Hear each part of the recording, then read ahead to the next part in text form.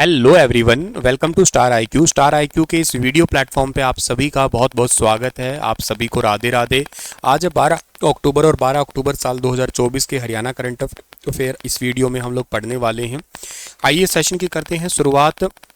और last session के अंदर मैंने आप लोगों से एक सवाल पूछा था कि पीएच वैल्यू हमारी ह्यूमन बॉडी की कितनी होता है, तो वो 7 से 7.8 के अराउंड इसी बीच का ही ऑप्शन जो है ना आपको चूज़ करना है, ठीक है।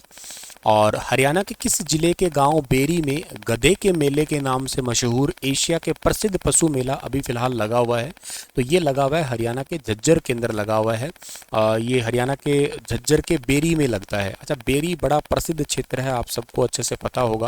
बेरी से हरियाणा के पहले मुख्यमंत्री निकले थे, पहले सीएम निकले थे, जिनका नाम आपको अच्छे से पता है, बीडी शर्मा जी, ठीक है ना। बीडी शर्मा ये कौन सी पार्टी से थे? ये इंडियन नेशनल कांग्रेस पार्टी से थे। पहले और एकमात्र, ठीक है ना, पहले और के साथ साथ एकमात्र जो हरियाणा के अंदर मनोनीत किए गए थे, ठीक है ना। मनोनीत मतलब इनके लिए इलेक्शन नहीं हुए थे, बाद में 67 में पहली बार इलेक्शन हुए थे, तब राव वीरेंद्र सिंह जी चुने गए थे, ठीक है ना। राव वीरेंद्र, अच्छा, राव वीरेंद्र भी जो है ना ये पहले चुने गए मुख्यमंत्री है। इन्हीं का बेटा अभी राव इंद्रजीत सिंह है। वो अभी ये दावा कर रहे हैं कि मुझे सीएम बनाना चाहिए। दक्षिण हरियाणा का अभी तक कोई सीएम बना नहीं है। हमारा अहीरवाल क्षेत्र है, वो एक बड़ी अहम भूमिका निभाता है हरियाणा की राजनीति में, तो मुझे सीएम बनाना चाहिए। या उनकी बेटी अभी रिसेंटली अटेली से जीती है, तो उनमें से किसी एक को, हमारे 9 विधायक हमारे साथ है। समथिंग ऐसी ऐसी राजनीति चल रही है जो आप लोग सो कॉल्ड सुन भी रहे होंगे। क्या होता है राजनीति का देखो, पर हरियाणा में फिलहाल के लिए 15 अक्टूबर को शपथ ग्रहण समारोह होने वाला है अपकमिंग, ठीक है। और के साथ साथ जो है ना ये जो बीडी शर्मा जी थे ना, इनको ये एकमात्र हरियाणा के सीएम ऐसे भी रहे जो मुख्यमंत्री के साथ साथ गवर्नर भी रहे, एमपी के गवर्नर रहे थे। और के साथ साथ जो है ना ये उड़ीसा के भी गवर्नर रह चुके हैं, ठीक है ना। उड़ीसा के भी, उड़ीसा में हालांकि हरियाणा के एक और गवर्नर भी रहे थे, हरियाणा के पर्सन सिरसा के थे, ये प्रोफेसर गणेशी लाल, ठीक है। झज्जर अभी रिसेंट न्यूज़ में इसलिए है, साल 2024 के अंदर जो है ना ये हरियाणा की 5वीं पुलिस कमिश्नरी बनी है, 5th पुलिस कमिश्नरी बनी है। इससे पहले गुरुग्राम है, एक फरीदाबाद है, एक पंचकुला है, और पिछले साल 2023 के अंदर जो है ना सोनीपत पुलिस कमिश्नरी बनी थी, और इस बार ही बना है झज्जर। बी सतीश बालन जो है ना इसके पहले पुलिस कमिश्नर बने, याद रखना। झज्जर के अंदर एक बात आपको और भी याद रखनी है कि एक गांव है जिसका नाम है तलाव गांव, और उस गांव को साल 2023 के अंदर एक 27 सितंबर को हम लोग जो है ना वो वर्ल्ड टूरिस्ट डे सेलिब्रेट करते हैं। वहाँ पे हरियाणा के अंदर बेस्ट टूरिस्ट विलेज जो है ना उसका दर्जा भी मिला था। तो ये भी याद कर सकते हो आप लोग, ऐसे छोटे छोटे सवाल जो है ना आपसे पूछे जा सकते हैं ये, ठीक है।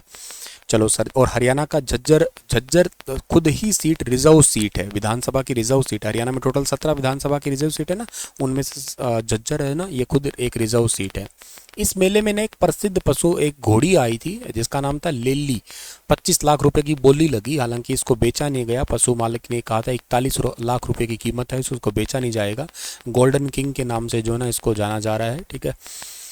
खैर, हर साल ये पशु मेला लगता है। वैसे राजस्थान के पुष्कर के बाद एशिया का सबसे बड़ा पशु मेला कहा जाता है, और मेले में यूपी, राजस्थान, पंजाब, हरियाणा के व्यापारी पशु लेके पहुंचते हैं। इस बार मेला बहुत आकर्षक था। इसमें कदकाठी का घोड़ा, गोल्डन किंग घोड़ी, लेली, ये दोनों ही अपने आप में बेमिसाल रहे थे यहाँ पे, और काफ़ी ज़्यादा कीमत भी देखने को मिल रही है।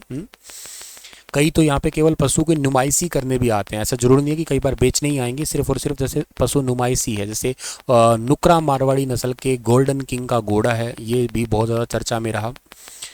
हरियाणा में नई चुनी गई विधानसभा में विधायकों की औसत आयु कितने वर्ष है?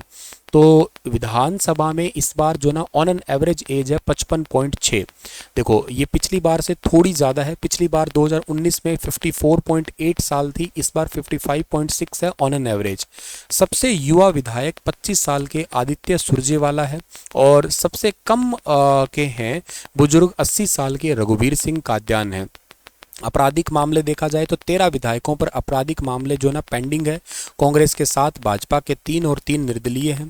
पूर्व सीएम भूपेंद्र सिंह हुड्डा पर सबसे ज़्यादा मामले हैं, 8 मामले हैं उनके ऊपर।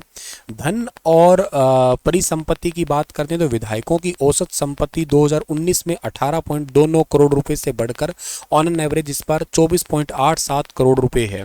सावित्री जिंदल निर्दलीय विधायक हिसार से 270.66 करोड़ संपत्ति के साथ सबसे धनी विधायक है, या ये तो भारत की सबसे अमीर महिला है। और सबसे कम धनी मतलब सबसे कम पैसे वाले कपूर सिंह है, भाजपा के भवानी खेड़ा के। इनकी संपत्ति केवल 7.2 लाख रुपए ही है, 7 लाख रुपए मोटे तौर पे। शिक्षा और व्यवसाय की बात करते हैं तो 61 विधायक कम से कम स्नातक है तथा विधानसभा में 2/3 सदस्य स्नातक है। 44% सामाजिक राजनीतिक कार्यों में, 41% बिजनेस में है, 27% एग्रीकल्चर में लगे हुए हैं इस बार वाले। महिला प्रतिनिधियों की बात करते हैं तो महिला विधायकों की संख्या जो है ना वो 9 से बढ़ के 13 हो गई है, जो 2014 के रिकॉर्ड से लगभग मेल खाती है, क्योंकि 2014 वाले में भी 13 महिलाएं चुन के आई थी जो सबसे ज़्यादा थी। इस बार भी बराबर है। अब आप सबसे ज़्यादा तो नहीं कह सकते इसको, लेकिन हाँ ये कहेंगे कि 13 है, 2014 के बराबर आ गई है। नई विधानसभा में महिलाओं की संख्या 14% है, जिसमें 5 भाजपा से और 7 कांग्रेस से है। देखो मैं बहुत डेप्थ में कंटेंट करवा रहा हूँ आपको, और अगर आप ये कंटेंट स्पेशली एचपीएससी के बच्चों के लिए है, वैसे इसकी जो तैयारी कर रहा है वो स्टार आईक्यू एप्लीकेशन पे जाके आधारशिला बैच को ले सकता है, ठीक है। और एवरेज एज का प्रोफाइल देखा जाए तो 54.8 था 19 में, इस बार बढ़ गया है कंपैरिजन में तो 55.6 हो गया है। एमएलए विद केसेस के साथ में इस बार 13 है टोटल। एवरेज जो एसेट्स है वो 24.87 करोड़ के हैं। MLA who are at least graduate जो है ना, मतलब एटलीस्ट ग्रेजुएट तो है ही है, वो 61 है, पिछली बार से एक आप कह दो कम है, पिछली बार 62 थे। और वुमेन एमएलए इस बार 13 है। ये क्वेश्चन पूछा जा सकता है 13 वाला, ठीक है, थोड़ा ध्यान रखना। पीर पंजाल पर्वत श्रृंखला की जगत सुख चोटी पर किस हरियाणवी पर्वतारोही ने तिरंगा फहराया है? तो मीनू कालीरामन ने जो है ना तिरंगा फहराया है। मीनू कालीरामन ने हिमाचल प्रदेश के कुल्लू घाटी में स्थित पीर पंजाल पर्वत श्रृंखला की जगत सुख चोटी पर तिरंगा फहराया है। और ये काफ़ी दुर्गम चोटी है, वैसे हिमालय की एक श्रृंखला है। भारत, हिमाचल प्रदेश, जम्मू कश्मीर और पाक अधिकृत कश्मीर से होकर गुजरने वाली जगह है ये। पीर पंजाल पर्वत श्रृंखला का सबसे ऊंचा दर्रा कुगती दर्रा है। ये चंबा के भरमौर क्षेत्र को हिमाचल प्रदेश के लाहौल स्पीति जिले की लाहौली घाटी से जोड़ता है ये। और पीर पंजाल पर्वत श्रृंखला का सबसे पूर्वी और सबसे ऊंचा पॉइंट है इनका, वो माउंट इंद्रासन है। ये मनाली कुल्लू हिमाचल प्रदेश के अंदर पड़ता है। आयुष्मान भारत के तहत अब किस एज ग्रुप के लोगों का भी फ्री इलाज होगा? तो 70+ एज ग्रुप के लोग जो है ना वो इसमें इलाज कर सकेंगे। दादा दादी को केंद्र सरकार की मुफ्त इलाज योजना का फ़ायदा मिलेगा। 70+ एज ग्रुप वालों के लिए भी ये सरकार ने तोहफा दिया है।